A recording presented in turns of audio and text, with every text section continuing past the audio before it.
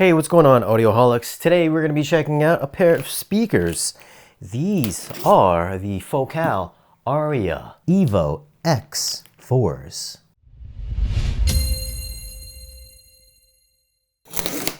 So if you have missed Gene's and James's breakdown on these speakers, they have a full, very detailed review per James on the channel, and I think James also has a written review on the audioholics.com website. But inside we get the documentation, we've got the spiked feet, and then here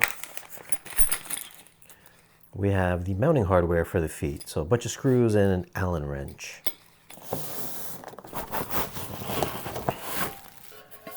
Last, we have the base that the speaker sits on. So this looks like it's made out of aluminum. It's got a nice little weight to it, not super heavy, but it feels pretty robust though.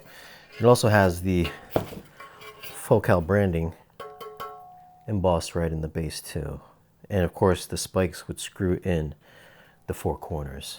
So if you watch James's review in the video, Gene's video, these are the exact same speakers he's had at his house. So these would come boxed a little bit nicer than what you're seeing here. And if you're moving these are pretty heavy. These weigh 77 pounds each. So included as well, here we have the grill. This is made out of plastic, and it does attach magnetically to the speaker itself. And you do have the nice little Focal logo right in the bottom. So here we have it. This is the first Focal speaker that I've had that was green. I've had actually their other speakers, the higher end models. I've had the Canta 1s, Canta 3s, the Sopra ones, and the Diablo ones. So their best bookshelf speaker, their second best bookshelf speaker, and then the third from the best in the Canta line. So this would be their more entry-level offering in the lineup that I've had in for review. So I've been a little bit curious to see how well this would stack up to their more higher end offerings. But as you can tell, this is a tall speaker. We're looking at around 42.5 inches in height. And then width-wise, we are looking at about 10.5 inches wide. Then from front to back, we are looking at about 14.75. So these are made in France, also made from MDF. This has a, I don't know if this is actual leather or not. I'll have to look into that, but this has a leatherette feel to it. Also, it comes with a 1-inch inverted dome tweeter. This is inverted and supposed to be a little bit more of a narrow dispersion, so it gives you a bit more focused sound rather than having the dome type tweeter. So this is inverted. This has their flax drivers, which you'll see on their other higher end models. It's got a 6.5-inch mid-range, and then it's got two 8-inch bass drivers. Around back, you do have that still the leatherette feel in the back here. And then you do get one set of binding posts, so you cannot buy a wire or buy amp these, only a single set. And these are plastic binding posts, although they are color coded for negative and positive. And then this does come in a series of different colors. This is their green color, this forest, it looks like a forest green. Really nice finish on it, really nice automotive type finish on it. I don't see any kind of orange peel. Maybe like some of the best finishing that I've seen on a speaker. And then on the front, behind the glass and my fingerprints, you get the Focal logo. And as you can see, this is a ported speaker. There is a port right here in the front bottom. Then also, if we take a look on the actual bottom, there is another port right under here as well. So this should give you some pretty good SPL in your room. So if you have a pretty big space, this should fill it up really nicely. All right, so this review has been a long time coming. Apparently, I've had these speakers in my house for about a year now. So apologies to Focal for taking so long. But here we are finally here. So how I'm running these speakers, I have these about 2.5, 3 feet from my front wall, which is right behind me. These things are being powered by an Eversolo DMP A6 Gen 2, which I'm using as my streamer and also as my preamp. And I am powering the speakers with a Stark Sound A3 amplifier. It's a 3-channel amplifier, but I am using it obviously for 2 channels. And it does put out, I believe, 620 watts per channels into 8 ohms. Actually, 620 watts per channel into 4 ohms. I believe these are rated at 8 ohms, but James and Gene had deciphered and found out that these speakers are actually more like 4 ohms. So these are getting 620 watts. Now, this video is not going to be a comparison video, but my everyday speakers that I have been using for the past maybe 3-4 years now has been a pair of Perlisten R5T speakers, tower speakers. Those speakers are going for $4,400 each, so $8,800 for the pair, whereas these speakers are going for $3,300 each, so $6,600 for the pair. Obviously, it's not going to be an apples to apples comparison, but the Perlistens are my everyday speakers, so I'm very familiar with the sound of those speakers, and they are my reference speakers.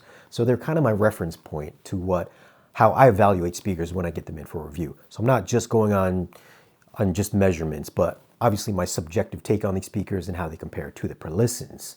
Now, the Perlistens are a very neutral sounding speaker. They're very linear, very neutral, flat measuring speakers.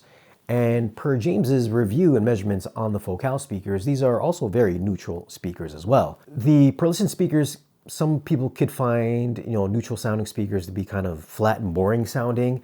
These ones, despite James saying that these had measured neutral for him, I found these to be definitely more on the brighter side of neutral, definitely more brighter than the Perlistens. I wouldn't say drastically brighter. If I was going to say something was bright, I recently, I think within the past year or so, I did review some Focal Diablo speakers, which are their small bookshelf speakers.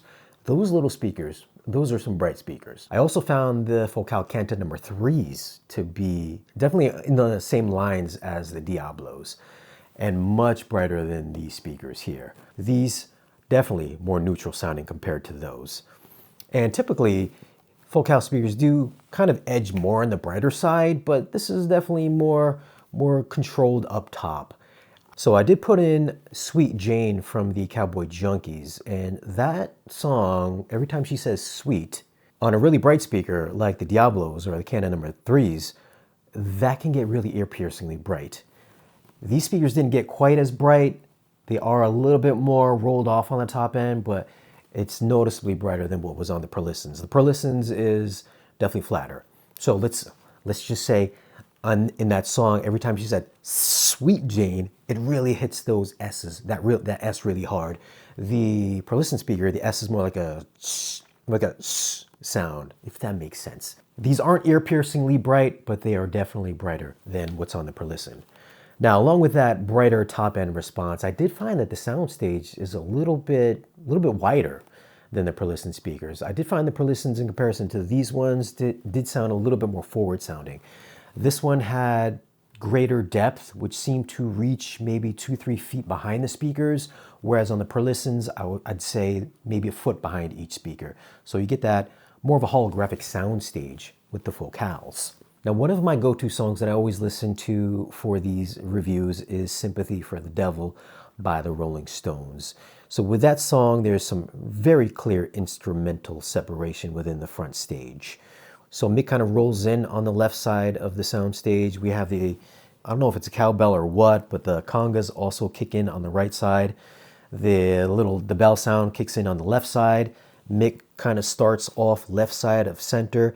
And within this sound stage on the Focals, you get a real clear separation between where everything is in that space. Same thing with the Perlistens. So I mean, these definitely stick with much more higher end speakers such as those Perlistens. So I'm not going to say that one is definitely better than the other one. It's just that these give me a better sense of depth over the Perlistens. Whether or not that's the correct way the song should sound, that's up for debate, but that's the impression that I get with these speakers in my space. Now, as far as like bass response, mid bass, vocal clarity, I did put in Dominique Fils-Aimé Home, which is definitely one of my go-tos. I listen to that song all the time. I'm so familiar with it. I did find that the weight of her vocals more present on the Perlistens. They were still here on the Focals, not as more forward sounding, not as more present as the Perlistens, but still very respectable. And I'm a fan of it. I didn't have any issues with it. It's not like she was anemic sounding in any way, but I did find the vocal presence on the Perlissons just gave me a little bit more, especially with that song. I did throw in Tron Legacy, the soundtrack, to test out bass. And despite this having two 8-inch drivers, you would think that this speaker being such a big speaker, I mean, this thing is almost as tall as I am. I didn't find the bass extension on these to go particularly low. I think these are rated to go down to something like 37 Hertz. I'm gonna say that that's probably about right. I'm gonna say about 30, maybe 40 Hertz in my room. Whereas on the Perlissons, I have measured the Perlissons. I get some good solid like 20 Hertz in my room. Nothing below that, but a good solid 20 Hertz. So that song on Tron Legacy, I think it's called Game Changer or something like that. I'll put the title on the screen. If you've seen the movie, if you've listened to the soundtrack, this soundtrack doesn't hold back on its bass. The way that the synth bass just hits, it fills the room and pressurizes my entire space with the Perlissons. These are definitely more on the, I can't say it's anemic as well, but it's definitely lighter. So these speakers just can't pressure my room in that regard. It'll play loud. I mean, this is like 92 dB sensitivity, so it's a high sensitivity speaker. So these are very easy speakers to drive, and you can crank these extremely loud. Same with the Perlissons, you can crank those loud as well.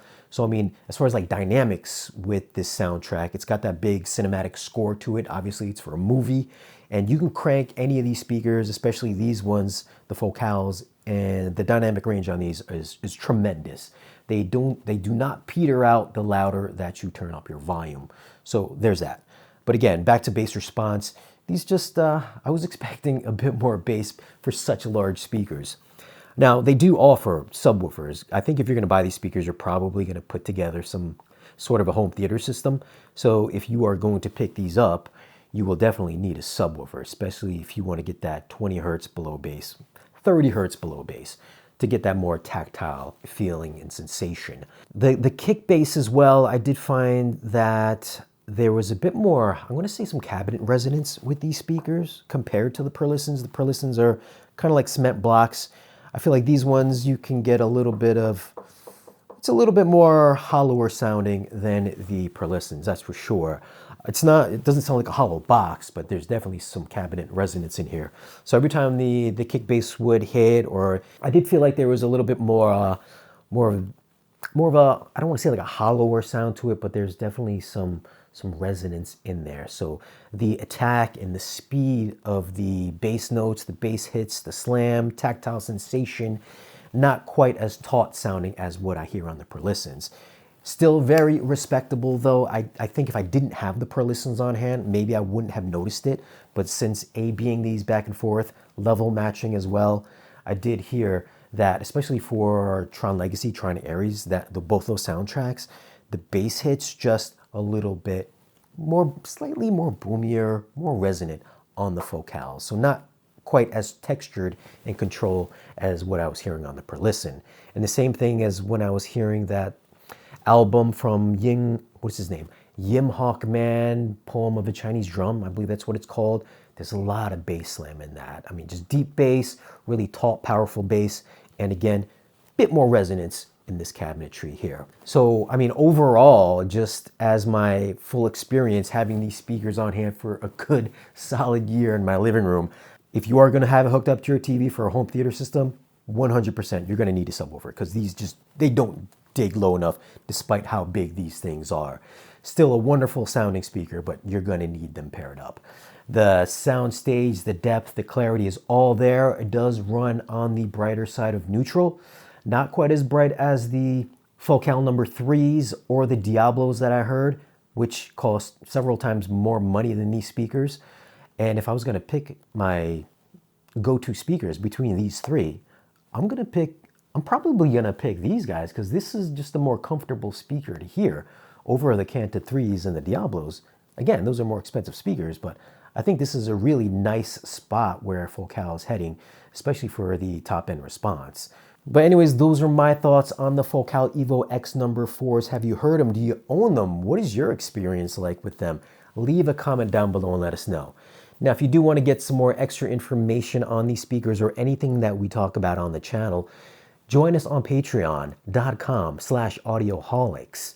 You can get direct access to Gene any time of day. If you have any kind of questions, you can DM him on patreon.com/audioholics. Gene is available 24/7. Subscribe if you haven't already, and remember, keep listening.